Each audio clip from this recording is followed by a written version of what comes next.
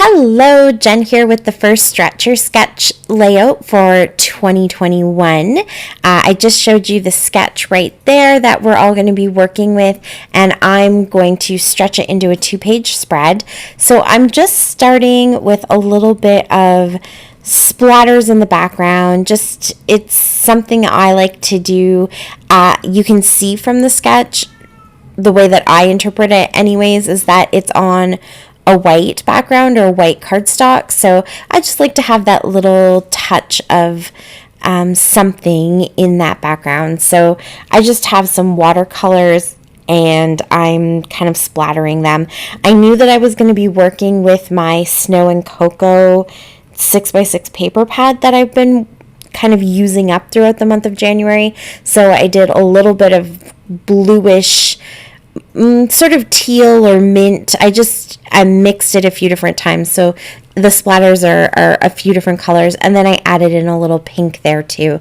I hadn't picked my pictures at that point, so I didn't really know if they were going to have a specific color kind of going with them, or if I was just going to pick the colors from the collection. So I figured I'd go ahead and just pick those two. And then here you can see I went and found some snowy pictures that I have. These are actually from way back in 2014. We had this really big September snowfall, and so these are just some fun pictures we took. It was our first time experiencing snow with our boys. They were teeny tiny back then and had only been with us for, I guess September, they'd only been with us for a little over a month. So yeah, it was kind of fun and exciting, and we made a snowman and played outside. We actually didn't have winter stuff for them. They didn't come with any winter stuff. It's always so weird when I say that they didn't come with things, but their foster home didn't have winter clothing for them, and it was one of the things that we hadn't really prepared for yet. It was kind of in the back of our minds that we would have to start getting snowsuits and things like that for them, but we hadn't quite prepared for it yet. So we kind of put a call out to people if anyone had some coats and stuff that we could borrow, just so that they could go out and play, and had to, run to Walmart and get toques and all that kind of stuff. So, but they made it in the end, and it was fun, and they're just so cute. I miss them being that little.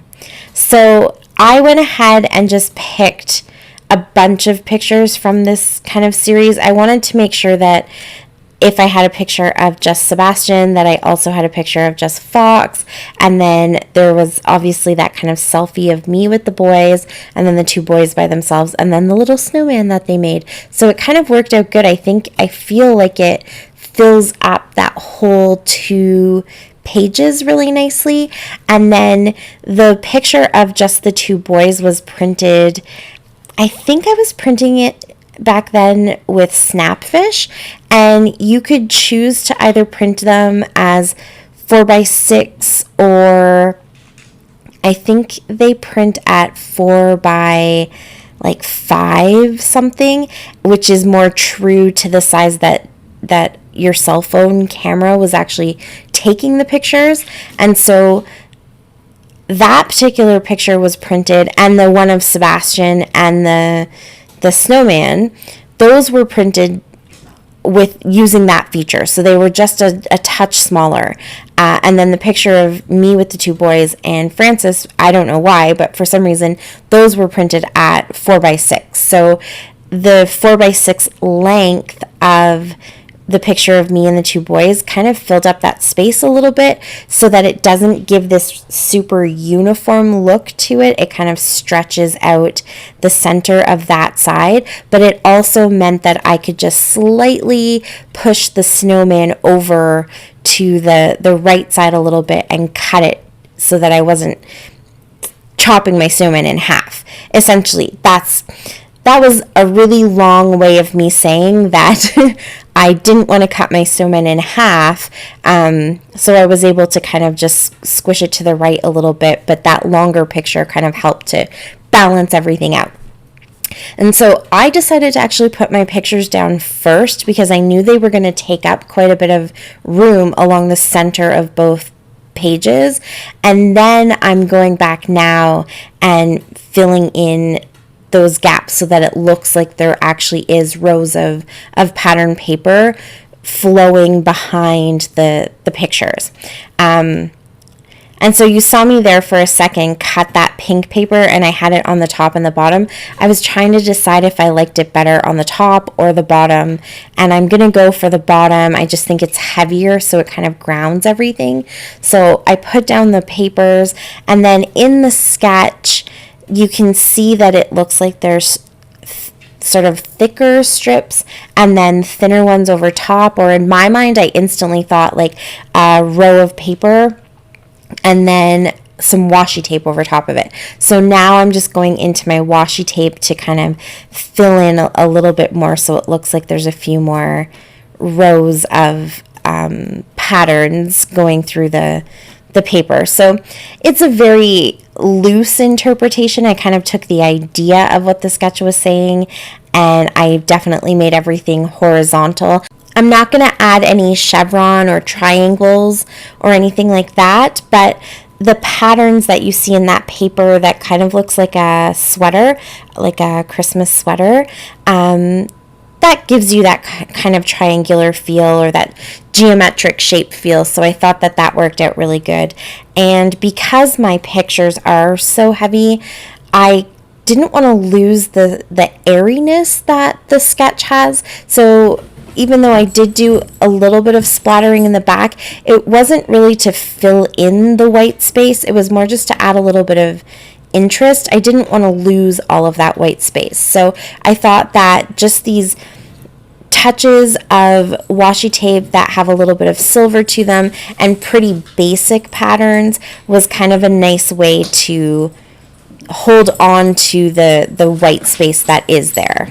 And then I just picked a bolder washi tape to put at the top of the paper to kind of balance out the pink, how bold that is underneath my photos.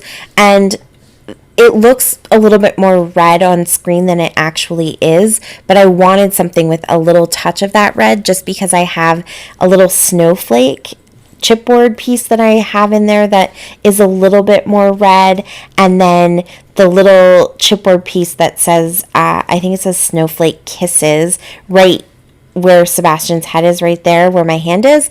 It also is just a touch more red, so this kind of brought that extra color in there.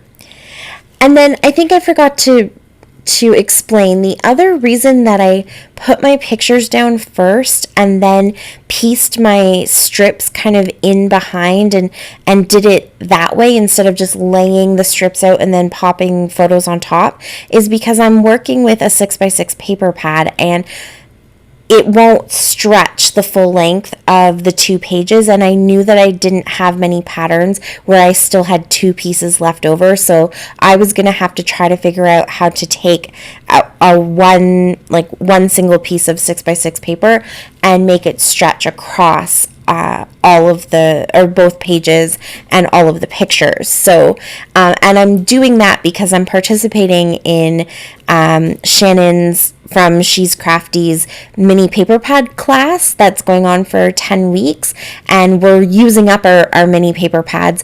And then also there's another series that I'm participating in this month where it's 31 days of using up our scraps called Baby Got Scraps. And so this is the paper pad that I was working on for the first 2 weeks of the class and that I've been working on this whole month, kind of trying to get all my scraps used up. And so I really wanted to continue on with that. So I think you just kind of have to make it work for you. I'm quite happy if there's little spots where my papers don't quite fit together properly or the pattern doesn't. I do try to match up the patterns if I can, but when you're working with scraps, sometimes you just have to go ahead and do your best, right? So this kind of made sense to me to piece it all together. And so the strips don't really look the way that they do in the sketch, but the idea is still there. The feel is still there. And then I went into my ephemera stash from the Snow and Cocoa collection to do just a little bit of embellishing. So I added a couple of pieces of chipboard and a couple little bits of ephemera that I had from the die cut pack, and I did put in that So Much Fun. I used my Xyron machine for that so that it covered, the adhesive covered the whole thing so it didn't show through. And here I'm just adding a couple little phrases from the phrase sheet that you see there. And so the embellishment is pretty simple. I didn't want to add a ton of extra stuff. I just think that the pictures are super cute and there's these gorgeous pops of color, and it kind of matches the blue in Fox's jacket, and then Sebastian's hat is black and almost like a neon green. So there's pops of color behind this white background in my pictures too. So I think everything just kind of pulled together really nicely there. I also used the chipboard to create my title. So I just pulled out the burr and then the word snow day. So it kind of was, for us, it was a September snow day. So that's my little title, and I put the fox there, which just perfectly lined up with my fox. So I thought that worked out really cute. And then I finished it off with a splash of the Tinsel Heidi Swap Color Shine. So my color shine doesn't work very well. This Tinsel one, it kind of does this weird haloing effect, but I still think it's kind of cool, and I liked the silver to kind of go with the feel of the snow, and I added a few little silver sequins as well. And that's it for my layout. Thank you so much for watching. I really appreciate it. The links to everybody else who's stretching the sketch today are down below, so go and check them out. And until next time, happy scrapping. Bye.